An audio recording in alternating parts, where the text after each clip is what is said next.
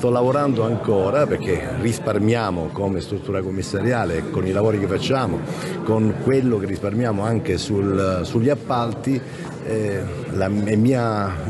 Ho un'iniziativa che voglio realizzare, un obiettivo che voglio realizzare a breve, e che è quello di chiedere al governo di proporre di utilizzare i fondi per l'avviamento degli impianti, perché a nulla servirebbe realizzare tutti questi impianti per centinaia di milioni se il giorno dopo i giochi diventassero cattedrali nel deserto. Lo ha dichiarato Massimo Ferrarese, commissario straordinario dei Giochi del Mediterraneo 2026, a margine dell'evento Insieme per lo Sport, Insieme per Taranto, dove sono stati mostrati tutti i finanziamenti erogati dalla Fondazione Mediterraneo per lo Sport in quasi 8 mesi dalla sua creazione. L'obiettivo per il presidente Angelo Bonfrate è quello di tutelare l'eredità che verrà lasciata dai Giochi, la cosiddetta Legacy Olimpica. Attualmente saranno una decina, ma non tutti ovviamente hanno beneficiato, perché abbiamo un piano annuale di elargizioni liberali, per cui in base soprattutto alla necessità e ai codici rossi di intervento.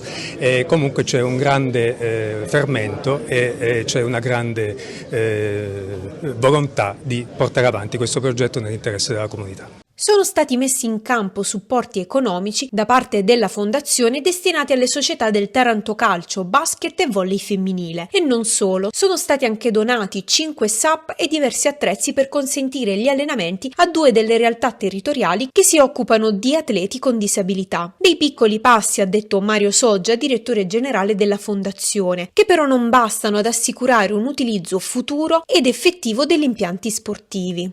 La Fondazione si sta impegnando in questo, con uomini, idee, risorse economiche e anche con l'aiuto delle associazioni, perché la creazione di eventi sportivi per utilizzare questi impianti determinerà anche un volano importante sotto un profilo sociale, sotto un profilo culturale e perché no anche sotto il profilo economico, per dare vita a quello che ormai è diffusissimo, si chiama turismo di carattere sportivo.